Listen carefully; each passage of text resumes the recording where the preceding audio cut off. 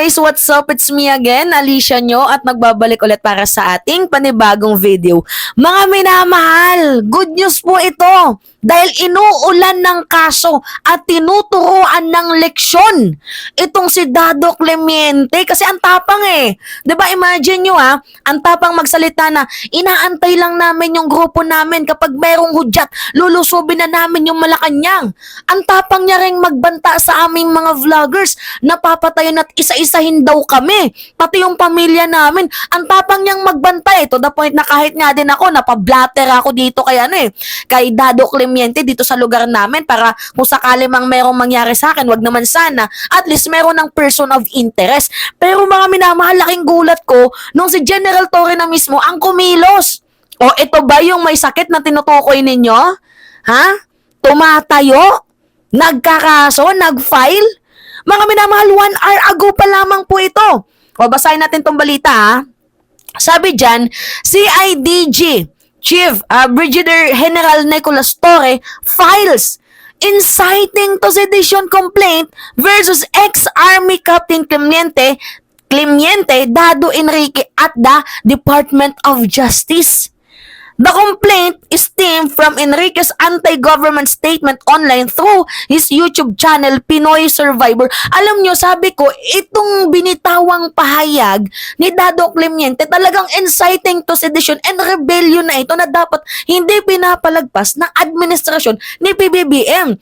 Biruin nyo ito yung banta ni Clemente. Sa mga hindi nakakaalam, ipanood ko ulit sa inyo para meron tayong recap. Kasi hindi to basta-bastang banta eh. At saka kung banta lang to na pa-eme-eme niya lang, yung banta na trip niya lang para sumikat, hindi pa rin dapat itolerate to, dapat bigyan ito ng leksyon. Tingnan nyo tong ginawa niyang banta. Tingnan nyo tong ginawa niyang threat sa ating presidente. Ang ina ninyo, hindi nyo kami matatakot. Kami mismo sa FGF, hindi nyo kami matatakot. Mga gago kayo.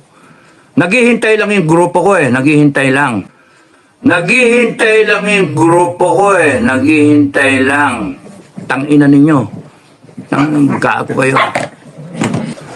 Wag na wag nyong sasaktan yan. Wag na wag nyong sasaktan yan. Kasi papatayin namin kayong lahat. Uubusin namin kayo. Yan ang threat sa presidente. Papatayin namin kayong lahat. Uubusin namin kayo. Yan ang threat sa presidente. Putangin na nyo lahat. Subukan nyo kami ngayon. Gago kayo. Tangin na ninyo. The only reason kaya kayo nandyan is because yung taong bayan tanga. Hindi kumikilos. Hindi, the people of the Philippines cannot get their acts together. The people of the Philippines do not know their power. All power emanates from the Filipino people. All power. Rinig ninyo? 'Di ba? Kitang-kita na merong pagbabanta itong ginawa si Dado Clemente, yung tipong antapang niya magsalita online. Ganun siya parang si Banat Bay, pero nung kinasuhan, tingnan nyo, hindi na nag-vlog. Pero siguro ngayon, dahil kailangan niyang kumita, nag-content na naman ulit. Tumahimik si Banat Bay ng almost weeks. Diba, nung kinasuhan siya ni General Torre, tapos nung merong napabalita na may mga vlogger na ipapatawag sa sa Senado, kasi mayroong gaganapin na hearing kasi may mga nagpapakalat ng fake news, 'di ba? Si Banat Bay nanahimik din. Now, mga minamahal, itong ginawa ni General Torre, tama lang. Actually, hindi lang dapat hindi lang inciting to sedition, dapat sinama na din diyan yung cyber libel. Inciting to rebellion din. Di ba hindi po tama ang nasasabihin na freedom of speech or press freedom yung ginawa ni Dado Clemente? Meron pong halong pagbabanta, malinaw pa sa sikat ng araw yung ginawa niyang threat. 'Di ba, sa ating presidente at sa ating lahat na sumusuporta sa administrasyon. Kami nga pinagbantaan. Sa mga hindi nakakalam, pinagbantaan kami, mga minamahal, yung mga vloggers. Sa mga hindi nakakalam, panood ko yung pagbabanta sa amin ni Dado Clemente. Panoodin ninyo. Ang problema itong mga Marcos na mga vlogger at mga troll, sige sila character assassination, sige sila bira ng bira. Ang suggestion sa akin ng mga commander, sir, patayin na lang natin yung mga yan. Tragis na yung pagka umikot ang gulong, patayin na lang natin. Screenshot na lang na screenshot kami, sir. Dami ganun. Para maipasa dun sa intel natin, and then patayin na lang. They made a choice. Yun yung Ganyan po kami pagbantaan ni Dado Clemente. Kaya nga po sabi ko sa inyo mga minamahal, pinablatter ko itong si Clemente. Pero hindi naman ako nagkaso, hindi ako nag-file ng case. Pinablatter ko lamang siya para kahit papano meron akong record doon sa Philippine National Police. Kasi nga, hindi to karaniwang hindi to karaniwang threat lang, lalo pat merong isang vlogger na namatay doon sa sa Davao. Ito si Amigo ng Bayan, 'Di ba ginurgur yan si Amigo ng Bayan? Kaya nga, ako hindi ako natatakot. Pero itong itong pagbablatter ko, may purpose. Kasi yung mga followers at mga subscriber ko, sabi nila hindi ko dapat tong palagpasin. Kaya nga, sabi ko, Takero, dapat mag-file din kayo. Pero nasabi ni Takero, hindi naman daw sila natatakot dito kay Dado Clemente. Walang kumikilos kasi wala naman talagang natatakot. Ako, hindi naman ako natatakot. Ang ginawa ko lang talaga, nagbigay ng due process ng tamang aksyon, legal na proseso. Kasi biruin nyo, pati pamilya, dinadamay na ni Dado Clemente.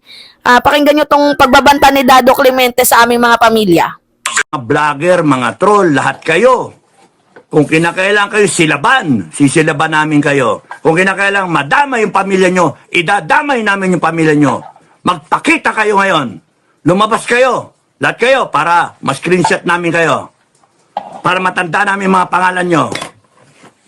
Diba, nakikita ninyo mga minamahal, may klarong pagbabanta pero hindi ako natatakot kaya ako nagpa-blatter. Nagpa-blatter ako dahil yun po yung utos sa akin ng ating mga subscriber na meron pong concern lamang sa aking safety. So, syempre, sinunod ko sila, not because I am afraid.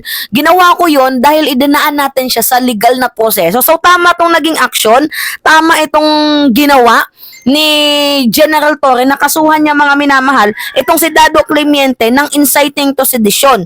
Tama to yung yung ginawa niyang pag-file para nang sa gayon, 'di ba? Mayroon namang kinakatakutan itong si Dado Clemente. Hindi yung puro lang threat ang ginagawa, puro lang banta ang ginagawa, puro lang pananakot. At saka para masabi din natin mga minamahal na ito totoong fake news yung pinapakalat nilang balita kay General Torre na itong si General Torre daw po ay mayroong sakit. 'Di ba? Ang sakit daw ni General Torre nasa critical condition. Kasi ito yung post ni Jason Sa, mga minamahal, ipakita ko sa inyo. Klarado tong post ni Jason Sa na itong si General Torre daw po ay merong sakit. O tingnan niyo Kita ninyo yan? O basahin natin. O, ang gaba dili jud magsaba. Ayun na, itinakbo na sa ospital ang mamang pulis na abusado. Sana lang ay mabuhay pa siya upang mapagsisihan niya ang kanyang pagmamalabis sa mga inosenteng miyembro ng KOJC. Dapat pati itong si Jason Sa kinakasuhan din Cyber libel tong kanyang ginawa, gumawa ng fake news. Biruin nyo, pinagmukha ba namang may sakit si General Torre? Hindi yan siya mga minamahal. Kumbaga merong isang siguro Black American na merong sakit. Tapos inilapat lang yung kanyang pagmumukha dyan. Inedit sa AI. Di ba kasi dyan sila magaling sa panggagawa ng fake news. Kaya nga sumagot dyan si General Torre nung nakaraang araw. Ang sabi niya, na-hospital, pero pumogi. O, teka, kamukha ko ba ang na-hospital? May cleft chin? Malago pa ang buhok, pogi at makisig? Aba, sabihin nyo naman kung saan ospital ito. Susunod ako at magpapakonfine agad. Kidding aside, hindi ako na-hospital at wala akong sakit. Yan po yung sabi ni General Torre. Ang picture na ito ay gawa-gawa lamang ng mga alipores ng Kingdom of Satanist Alliance or yung KOSA. Sa dami ng oras